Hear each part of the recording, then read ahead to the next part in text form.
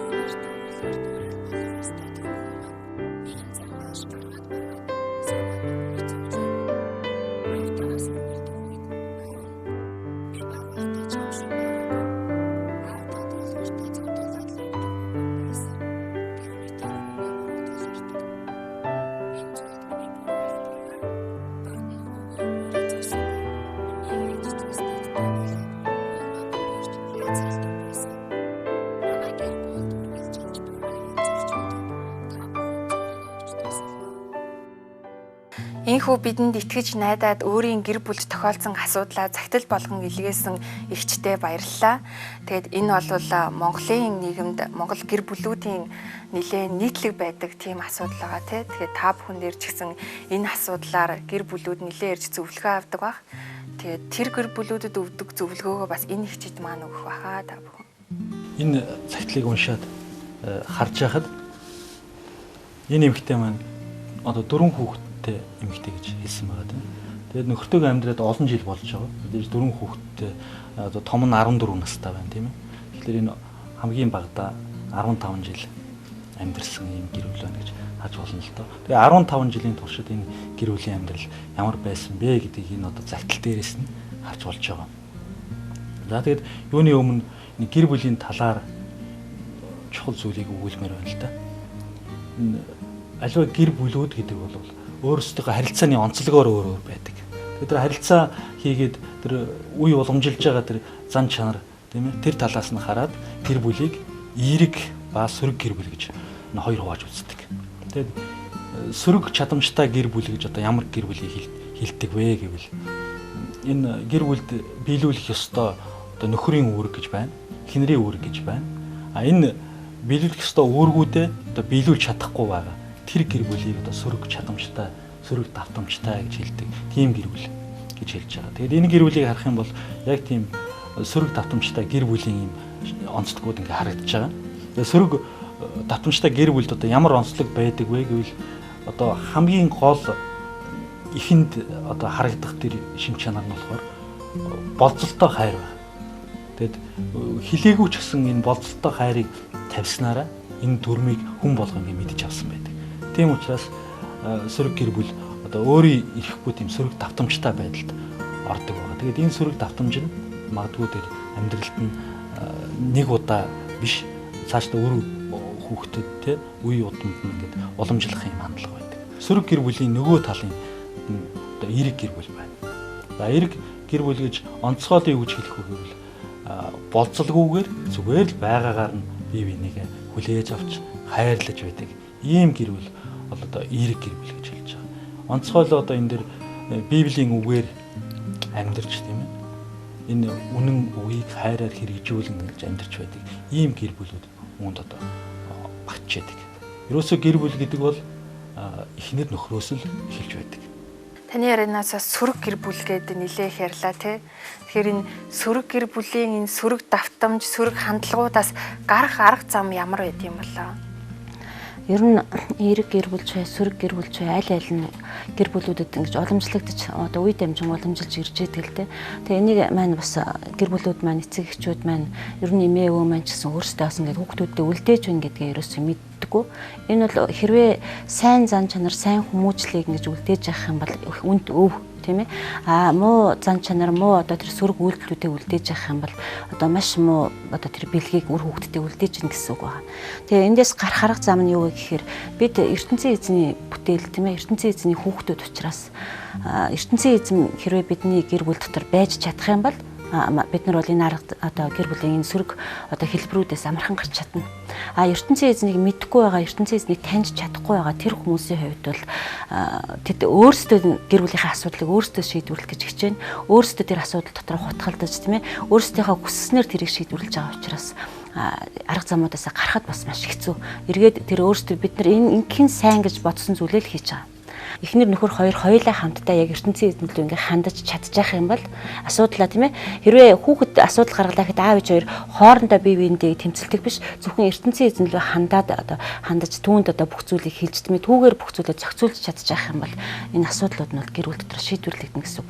Үүнээс гадна бас юу гэхээр эрэг одоо гэр бүл болоход одоо гэр бүлийн гишүүд гэж байгаа шүү дээ тийм ээ. Хүүхдүүд байна, аав байна, ээж байна тийм ээ. Тэгэхээр хүн болгон өөрийн гэсэн одоо хүндэтгэх зан чанартай байгаа. Тэгэхээр хүн бүрийн зан чанарыг одоо хүндэтгэж үзэх хэрэгтэй. Дээрэс нь бас нөгөө бие биенийг болцлоггүйгээр хайрлах хэрэгтэй гэж сая ярьсан тийм ээ. Бие биенээ бас болцлоггүйгээр хайрлах хэрэгтэй байгаа. Дараагийн нэг зүйл маань юу вэ гэхээр одоо гэр бүлийн гишүүд бие биенээ одоо эрх мэдлийг бие биендээ өгдөг байх хэрэгтэй байна. Тэгэд хүүхэд ч гэсэн бас эрх мэдэл байгаа тэр гэр бүл дотор тийм ээ. Инээх, уйлах, дуулах тийм ээ, баярлах, сэтгэл хөдлөл чөлөөтэй илэрхийлэх эрх мэдэл байна. Тэр зүйлүүдийг нь өгдөггүй байгаа ээж аав нар маань. Дээрэс нь юу вэ гэхээр хүүхэд маань өөрийнхөө хүссэн зүйлийг хийлээгээд хоригддог одоо дандаа саад дотгороод учирч яадаг.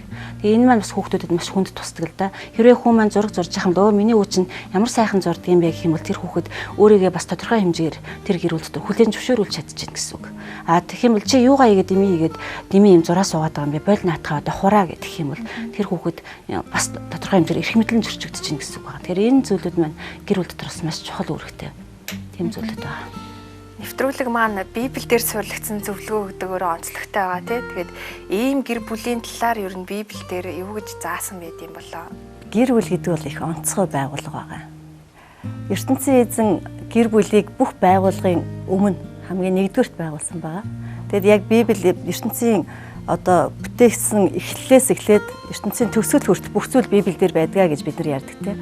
Тэр яг эхлэл номыг ингээ уншиж байхад бол хамгийн түрүүнд Адам Ява хоёрыг гэр бүл болгосноор Библи маань эхэлдэг байна.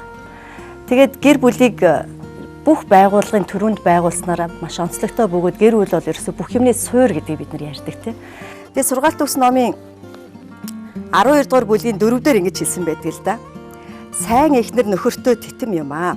Харин нөхрөө ичвэрт оруулдаг эхнэр түүний ясан дах эдээбэр буюу гэж бичсэн байдаг. Библийн яг зарчмын дагуу бол эхнэр нөхөр хоёр эцэг эхээ орхиод нэг гэр бүл нэг бие болдог бөгөөд энэ хоёр маань бие биенийг хайрлах хайр нь эцэг эхээ хайрлах хайраас, үр хүүхдээ хайрлах хайраас өөр байдаг. Хэрэв би нөхрөө хайрлж хүндэлж чадвал би өөрөө аз жаргалтай амьтаа. Эмэгтэйчүүд энийг мэддэггүй, энэ нууцыг мэдхгүй байгаа учраас захирагдах дургүй байдаг. Хэрэв нөхрийнхөө толгоон дээр гараад нөхрийгөө захираад байвал эмэгтэй та аз жаргалгүй амьдрнаа гэсэн үг байна. Тэгэхээр би өөрөө ч нэг амьдралдаа амсаж байсан. Би Есүст итгэдэггүй байх он жилүүдэд би нөхрийнхөө тархин дээр суусан, нөхрийнхөө багалзуурсан тийм эмэгтэй байсан. Маш их уйлсан, маш их зовсон. Одоо харин Есүс Христэд итгэсэн он жилүүдээс эхлээд Библийн энэ зарчмын дагуу амьдарч эхлэхэд миний тэр зовлон байхгүй ч харин оронд нь би аз жаргалтай болж байгаа. Өөрөөр хэлэх юм бол энэ ном намайг аз жаргалтай болгосон. Энэ загтлаас нэг зүйл анзаарчихсан нь хүүхдтэй айгу санаа зовоод байгаа шүү дээ тий. Ээж болвол тэгэд хүүхд нь болохоор яг ээжигээ өвчтсөн юм шиг дуурайгаад өсчихөж байгаа тий. Аавынхаа ингээд эсрэг тийм хүн болоод өсчихөж байгаа шүү дээ. Энэ загтал дээр гарч байгаа энэ хүүхдэл ээжигээ ингээд дуурайчвуу эсвэл хүүхд болгон ингэж аав ээжигээ дуурайд юм болов? Яг ээж аав гэр бүлд яг ямар уур амьсгалтай байна, нөхөртөө эхнэртээ ямар харилцаа тогтоож байна. Ууралж байгаа бол яг хүүхэд тэрийг дуурайж өөр хин нэгэнд гаргаж байдаг. Ээж аавынхаа нүднээс далдуурч юм уу тийм ээ? Аль эсвэл өөрийнхөө эсрэг нэг хүнд тэр зүйлийг гаргаж байдаг. Заавал. Тэгэхээр бид нар яг энэ амьдрал дээр амьдрах хугацаанд хүүхдтэй хэр үлгэр дуурайл басна ээж аав байх вэ гэдгийг одоо ээж аавд маш их анхаарах нь чухал тийм. Үнэхээр сайн хүмүүжлтэй тэгээ сайн хүүхдтэй болгоё гэж хүсэж байгаа бол ээж аавд хоорондоо одоо хэдийн амьдрал донд маргаан зөрчилдөөн байсан ч гэсэн тэрийг зөв зүгээр зүйтэй бас шийдвэрлэж нүдэн дээрэндээ зөв шийдвэрлэж сургах нь илүү чухал байдаг. Сая ярьлаа шүү дээ. Энэ загтал дээр ч гэсэн байна л да. Аав хүү хоёрын харилцаа их хэцүү байгаа. Тэгээ яагаад юм бэ? Нөгөө сөрөг гэр бүлийн харилцааны гол хэв шинж бас энэ дээр гарч ирж байгаа. Нөхөр хааны байр суурин дээр гэр бүл дотроо тийм ээ хааны байр суурин дээр эхнэр хатны байр суурин дээр байгаад хин байр суурэ мэдээд үүргээ биелүүлж байгаа үед энэ эрэг гэр бүлийн хэв шинж рүү орж эхэлдэг байна. Харин энэ гэр бүлийн хувьд бол харах юм бол аав архи ууж байгаа. Үүргээ биелүүлэхгүй байгаа. Ээж яаж байгааг бол тэр байдлыг хараад бас ээжийн нуруунд дээр энэ гэр бүлийг ачаа ярьж байгаа. Сөрөг гэр бүлийн харилцааны гол нөгөө хэв шинж аргалдаг тэгээд нэг башир байдал байгаа шүү дээ. Нэг нэгэндээ ингэж асуудлаа тулгадаг. Эцэг эхнэр чи хүүхдтэй асуудлаа тулгаж байгаа шүү дээ. Хэрвээ чи одоо миний хэлснээр байх юм бол гэдэг авиас тохирсон биш. Харин өөрийнхөө хүсэл мөрөөдлийг хүүхдүүдээр л биелүүлэх гэсэн тийм одоо хүсэл тачаал явж байгаа байхгүй тийм. Хүү ерөөсөө энэ аав их мэдл байх ёсгүй. Аав бол ерөөсөө ээжийг зовоодог хүн учраас тий би том болж байгаад ээжийнхээ өшөөг ааваас аавна тий 14 настай болж эхлэнгүүтээ яг тэр одоо үлгэр дуурайлыг үзүүлж аав руугаа ингэж дайр тавшилж эхэлж байгаа. Нөгөө нөхөр нь одоо үүрэг хариуцлага ухамсарлахгүй.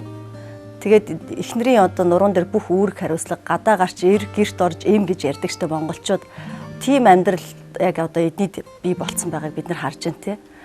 Мэдээж анхны те хурмилсан үед үр хүүхэд нь гараагүй залуу байхад бол хайрын харилцаа байсан.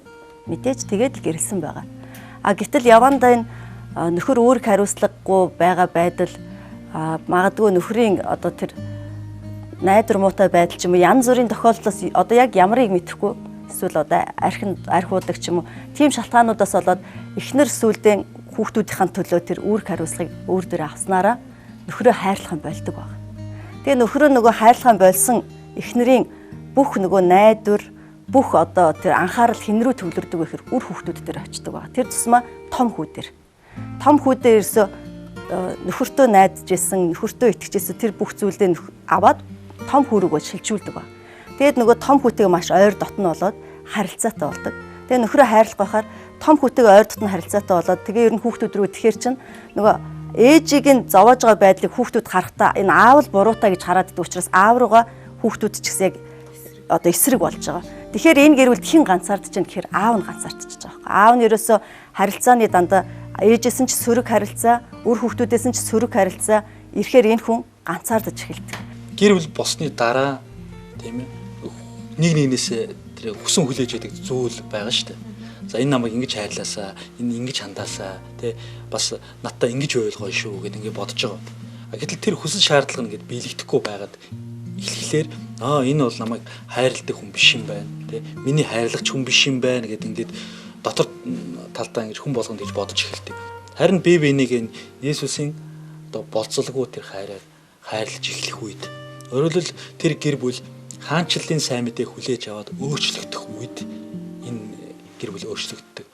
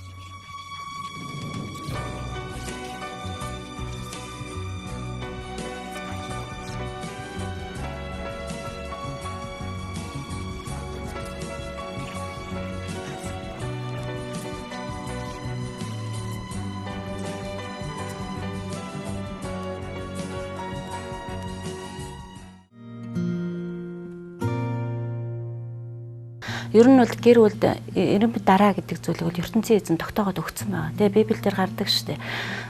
Эхнэрийн тэргүүн нөхөр, нөхрийн тэргүүн Есүс Христ гэд хэлсэн байдаг тийм ээ. Тэгээ энэ эренбит дараа бол угаасаа тогтоогдод өгсөн эренбит дараа. Би бодохдоо ингэж боддог л доо. Эрт дээр үеэсэн монголчууд ерөөсөө яг энэ ертөнцийн эзний эренбит дарааг их сайн мэддэг байсан гэж бодогдтiin. Миний хувьд л та энэ бол тэгээ юу гэж мэддэг байсан бэ гэхээр өрхийн тэргүүн гэдэг дээр байр суурин дээр ирчүүд маш сайн сууж чаддаг. Өрх гэрээ их сайн авч явж чаддаг байсан. А эхнэрүүд ч гэсэн одоо нөхрийгээ та гэж хүндэлдэг, эрхэмлдэг, тэгж дээдэлдэг байсан. Тийм болохоор эрт дээр үедээ монголчууд бол энэ үлгэр дуурайлыг бол хүүхдүүдэд их сайн үзүүлж чаддаг байсан. А энэ маань харин сүүлийн үед бол тэр эренбит дараа бол алдагдаж эхэлсэн байна. Тэгээ энэ эренбит дараа гэдэг бол ерөөсөө яг гэр тогтоож өгсөн эренбит дараа учраас эхнэрүүд ямар нэгэн байдлаар нөхрийнхөө урдаас тэрсэлж тийм ээ түүнийг одоо дорд үзэж чи орон гэрээ авч явж чадахгүй байна чи үр хүүхдэд тижээж чадахгүй байна тийм ээ чи инглээ тэглээ гэж ингэж элдвэр хэлснээрээ хүүхдүүдийг ч гэсэн өөрийнхөө эсрэг босгож ийн гэсэн үг. Нэгсэндээ өөрөө одоо эренбит дараагаа зөрчиж нөхрийнхөө урдаас тэрсэлж байгаа учраас үр хүүхэд нь бас өөрийнх нь урдаас би ч гэсэн тэгвэл ээж аавынхаа урдаас хэлэх ёстой юм хэлэх ёстой гэсэн тийм одоо байдалд хүрч идэг. Хэрвээ ээж нь өөрөө одоо нөхөртөө сайн захирагдаж чадах юм бол тийм ээ дараа нь хүүхдүүд аяндаа бас аав ээждээ захирагддаг бол энэ чинь ээж маань аавын үгийг их сайн дагж байгаа учраас би ч гэсэн аавын үгийг дагахгүй болохгүй. Гаднаас ороод ирж байгаа эхнэр нөхөр хоёр харахад хүртэл харилцаа шал өөр харагддаг. Ороод ирсэн ээж орж ирэл хүүхдээ миний охин юу хийсэн яасан гэд нөхрийгөө ерөөсөө хардаггүй. Энэ хэм маяггүй ерөөсөө бүх одоо гэр бүлүүдэд байдаг. Тэрний орж ирсэн бол аав нь байна уу минийхөө тийм ээ. Миний ань юу ээж нь өнөдөр яасан ядарсан уу за би нэг сайхан хоол хийгээд үгүй. Ингээд хэлэх юм бол хүүхдүүд ээжэд хамгийн эрхэм чухал хүн бол аав. Энийг ойлгодог болно гэсэн үг тийм ээ.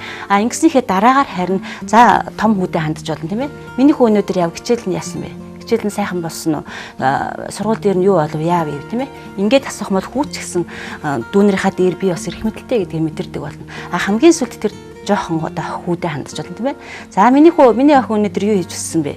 Ингээд тэр гэр бүлийн эренбит дарааг би ер нь бодохдоо юу гэж боддог гэхээр яг ээж хүн өөрөө л яг энэ эрх мэдлийг энэ эренбит дарааг өөрөө гэр бүл дотор тогтоож өгөх хэрэгтэй. Тэгээ үүнтэй холбоотой би Библиэл дээрээс яг энэ эренбит дараатай холбоотой ишлүүдийг уншиж үгүй л доо.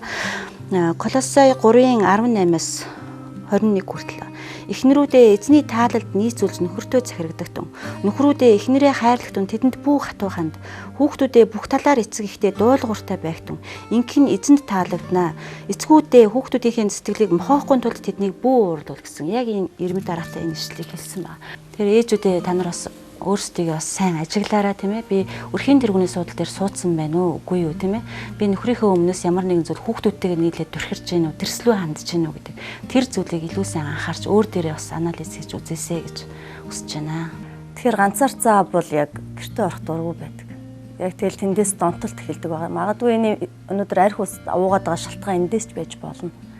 Тэгэхээр энэ аав өнөөдөр донтоод арх уугаад явж байхдаа өнөөдөр зөвхөн хувиа хичээдэг. Дон гэдэг өвчнийг туссан хүн зөвхөн хувиа хичээж зөвхөн өөрийгөө бодож тэгээд амьдарч байгаа учраас мэдээж гэр бүлийнхэндээ хайрыг өгч чадахгүй байгаа. Тэгэхээр эхнэр хүүхдүүд нь ч гэсэн ааваасаа одоо их нөхрөөсөө хайр авч чадахгүй байгаа учраас тэд нар ч гэсэн давхар хамаарал гэдэг өвчин тусаа явж байдаг. Донгийн давхар хамаарал гэдэг өвчин. Тэгэхээр энэ гэр бүл бүхэлдээ өвдсөн байна гэсэн үг байгаа. Тэгэхээр дон гэдэг өвчин маань зөвхөн хувь хүний өвчин биш. Дон гэдэг өвчин маань бүхэл бүтэн гэр бүлийн өвчин байгаа. Тэгэхээр энэ гэр бүл бүхэл бүтэн бүх одоо хүн одоо ам бүлээрээ эдгэр хэрэгтэй учраас зөвхөн нэг хүн рүүгээ л одоо бүх одоо алдаагаа жихэх ч юм уу те одоо энээс л болж байна. Энэ одоо арх уугаад байгаа энэ нөхрөөс л болж байна. Одоо энэ байхгүй бол бид нар аз жаргалтай амьдрна гэсэн буруу хандлага, үзэл бодол одоо байдаг байгаа ийм гэр бүлүүд. Тэгэхээр өнөөдөр архины донтой байгаа. Тэгээд бас энэ донгоос шалтгаалаад одоо давхар хамааралд орсон байгаа эхнэр, хүүхдүүд донд одоо архины донд хүлэгдсэн байгаа нөхөр. Энэ бүх гэр бүлд Есүс Христ буюу аврагч хэрэгтэй. Бидний эзэн Есүс Христ монголоор орчуулах юм бол аврагч маань юунаас аврах гэж ирсэн? Яг л энэ дом болоод яг л энэ янз бүрийн одоо сүнсний харанхуй сүнсний хүлээсүүдээс л биднийг аврах гэж ирсэн. Бас яг энэ хүүд хандаад нэг хэлэхэд тийм ээ. Эцэг ихээ бас хүндлэх тийм. Хүний ёс суртахуун бол тийм ээ. Одоо эцэг ихийн хүндлэлээс шалтгаалдаг тийм. Эцэг ихээ илүү сайн ингэж хүндлэх юм бол одоо энэ хүүхэд те эцэг эхээс авах тэр хайр халамж хүндлэлийг бүрэмсэн амсна. Мөнхийн эзэн бол бүх бүтээлийн их сурвалж нь байдаг те. Тэрнтэй адилхан хүүхдэд хүртэл эцэг эх нь их сурвалж нь байх. Тэгэхээр их хүүхэд маань өөрөө яах вэ? Яг ээж аавыг илүү сайн харж дуурайхын тулд бас эцэг эхээ хүндлэх нь илүү чухал. Би одоо гэр бүлдээ маш тийм буруу уур амьсгалыг бүрдүүлсэн гэдгээ загтал дээр хүлээн зөвшөөрсөн байгаа тий. Тэгээд энэ зүйлээсээ гарахыг их хүсэж байгаа. Магадгүй яаж гарахаа мэдэхгүй болоод бидэнд загтал бичсэн байна тий. Тэгэд өнөөдрөөрөө ихч гэр бүлдээ яаж хандах хэрэгтэй юм болоо? Энэ эмэгтэй үед хамгийн түрүүнд хийх зүйл бол гэр бүлийг нэг байгаагаар нь хүлээж авах. Байгаагаар нь хүлээж авах. Тэр хүний дотор ерөөсөө ямар тийм хүсэл тачаал байдаг вэ гэвэл хүнийг ерөөсөө бүр өөрчлөх тийм хүсэл тачаал байдаг. Гэтэ хизээж хүн хүнийг өөрчилж чаддаг. Харин өөрчлөх хүч нь хаана байдаг вэ гэвэл ертөнцийн эзний үгэнд байдаг. Тэгэхээр тэр ертөнцийн эзнээс ирж байгаа тэр нэгүсэл, инэрл, хайр, өршөөл дотор харин өөрчлөх агуу тэр хүч байдаг. Тэгэд гэр бүлийнхээ байгаагаар нь хүнийхээ хувьд тийм ээ гэр бүлийнхээ байгаагаар нь хүлээж авах нь чухал байгаа. Түүнээс агуу зүйл гэвэл энэ гэр бүлд Есүс Христийн тухай хаанчлалын сайн мэдээ хэрэгтэй. Есүсийн хаанчлалын сайн мэдээ яагаад хэрэгтэй вэ? Яагаад хаанчлалын сайн мэдээ гэж хэлж байна вэ гэвэл үнэхээр тэр Есүсийн төгс тийм ээ тэр болцолгүй хайраар бид бие бинийгээ хайрлаад бидний зүрх сэтгэл дотор тэр бие бинийгээ хүлээж авдаг, хайрладаг тэр хайр дүүрэн байгаа цагт тэр газар ертөнцийн эзний хаанчлал оршин байна гэж хэлж болдог байна. Нөхрийг ажиглаараа нөхөрчин магтаал хүндлэл урамшуулал дутагдсанаас болоод тийм ээ байнгын сөрөг өөрийг нь ингэж буруутгасан үг яриа сонссоор байгаад өөрийгөө тийм гэд хүлээгээд авцсан байж болох юм. Тийм ээ. Би ерөөсөө ихэнх тэр арх уудаг нөхрүүдийн хувьд, аавуудын хувьд ямар үзэл бодол тогтсон байдаг вэ гэхээр би хиндэж хэрэггүй. Би гэр бүлээ тижээх чадваргүй. Түүнээсээ болоод ингэж шархалж өвдөж шаналж байдаг. Тэр хүн ингээд гимтэй харахад арчаагүй хүн харагдаж байгаа бол цаана өөрийнх нь мэс чанарт нь гэр бүлээ тижээх тэр үүрэг хариуцлал нь байдаг бөгөөд хүндүүрлж байдаг. Тэгээ энэ эмэгтэй түүнийг ойлгосоо тий. Би бас эр хүн тий аав хүний хувьд энийг сайн мэдж байгаа учраас хэлмээр байна. Тэр ихнэр тандаа. Загтал дээр бас миний ээж ч гэсэн одоо надтай нийлээд миний хүүг өмөрч хаацайлдаа гэдэг чинь тийм ээ. Бас аав нь одоо хүүтэйгээ сөргөлдөх үедээ юу гэж хэлдэг вэ гэхээр би бага байхдаа чам шиг байгаагүй аавда дуулууртай одоо зодуулаад явдаг хүүхэд байсан гэд. Тэгээ энэ маань бас нэг зүйлийг хэлээд байна л да. Эмээ нь одоо ээжтэй нийлээд хүүхдээ өмөрдөг. Тэгээ энэ маань юу хэлээд байна гэхээр тэр гэр бүлд одоо тэр эмээ бас давхар одоо эрх мэдэлтэйгээр тэр нөхрийн эсрэг одоо ямар нэгэн зүйлийг хийгээд байна гэсэн үг тийм ээ. Ээжэд би хандаж хэлмээр байна л да. Хамгийн түрүүнд юу гэж хэлэх гээд байна гэхээр хүүхдүүдтэй ээжтэй ч гэсэн ярих хэрэгтэй тийм ээ. За би одоо тийм ээ бид нэр одоо хитрхи их одоо ингээд энэ нөхрийг бүр одоо унгааж байна тийм ээ. Тийм учраас өнөөдрөөс эхлээд би нэг шийдвэр гаргамаар байна тийм ээ. Би алдаа гаргасан байна гэдэг тэр хүүхдүүдийнхээ өмнө ээжийнхээ өмнө гэсэн хүлээн зөвшөөрөөд одоо энэ цагаас эхлээд та миний хүүхдүүдийг өмөрч надтай цуг нийлж тийм ээ. Миний хүүхдүүдийг өмөрч миний нөхрийн эсрэг ямар нэгэн зүйл бүү хийгээрэй. Би өөрийнхөө гэр бүлийг өөрөө мэдээд авч явах хэрэгтэй байна тийм ээ. За хүүхдүүдтэй хэлэх хэрэгтэй ээж миний хүүхдүүд өнөөдөр намайг сонсох хэрэгтэй байна та нар тийм ээ. Ээж нь алдаа гаргаж ирсэн байна. Аав чинь та нарт хайртай. Аав чинь та нарт байгаагүй бол та нар өнөөдөр энд ингэж амьд явах одоо амьд мэд хүн болж ингэж төрөх ирэхгүй байх байсан. Тийм учраас өнөөдөр аавынхаа төлөө бид нар ямар нэгэн зүйлийг хийх ёстой тийм ээ. Хитрхи ээж нь алдаа гаргаж аавыг нь ингэж буруутгаж ингэж унгаж байсан учраас та нарын өмнө үнэхээр ээж нь маш их алдаа гаргасан учраас аав чинь ийм байдалд хүрчлээ. Тийм учраас бүгдээрээ хамтдаа одоо аавынхаа төлөө өөр сайн зүйлийг хийх хэрэгтэй байна гэдэг тэр шийдвэрийг ээж хэрвээ зоригтойгоор гаргаж чадаад хүүхдүүдтэйгээ ярилцаж чадах юм бол энэ гэр бүлд өөрчлөлт явагдана. За нөхрийн хувьд тэгэхээр би бас нөхөр тасны зүйлийг хэлэх гээд байна л да. Юу гэхээр хэдийгээр гэр бүл нь ингэж өөрийг нь ганцаардуулж өөрийг нь ингэж одоо сөхрүүлж байгаа ч гэсэн тийм ээ. хариуцлага гэдэг зүйлийг хамгийн сайнаар ойлгоосой гэж хүсэж байна. Би эр хүн шүү дээ, би энэ гэр бүлийн өрхийн тэргүүн шүү дээ гэдэг тэр зүйлийг ухамсарлаж тийм ээ. Эдгээр намайг ингэдэг юм чи би яасан ч яах вэ гэдэг тэр бодлоосоо ангижраасаа гэж хүсэж байна. Харин ч би энэ гэр бүлийн өрхийн тэргүүн учраас би босох ёстой, би энэ гэр бүл дотор хийх ёстой зүйлээ хийх ёстой, би энэ хүүхдүүдийн төлөө би амьдрах ёстой тийм ээ, би эхнэрийнхээ төлөө явах ёстой гэдэг тэр зүйлийг үнэхээр зоригтойгоор бас хүчтэйгээр хийгээсэй гэж хэлмээр байна. Бас энэ гэр бүлийнхэн өнөөдөр юу хийх вэ? Тэгээ аав нь, ээж нь, хүүхдүүд нь юу хийх вэ? Тэгвэл энэ эрэг гэр бүлд байдаг тэр онцгой тэр зүйлүүдийг бас хийгээсэй гэж хүсэж байна л да. Нэгдүгээрт эрэг гэр бүлд бие биенийхээ үйлдэлийг хүлээн авч үйлдэлийг нь хүндэтгэж сайшааж байдаг. За хоёр дахь тэр гол зүйл нь бие биенийхээ тийм ээ зан чанарыг нь хүлээж авах хүндэтгэх. Хүн болгон өөр өөрийн онцлог одоо зан арын шин чанартай шүү дээ. Тийм учраас хэрвээ энэ гадагшаа зантай өөрийнхөө одоо хэлэх гэснийг хэлж илэрхийлж чаддаг хүн хүүхэд байж болно. Тэгэд хажууд нь дотгошоо зантай ингээд дуугаа ингэж байгаад аливаа зүйлийг ингээд мэдрэмжээрээ илүүгээр хандж байдаг.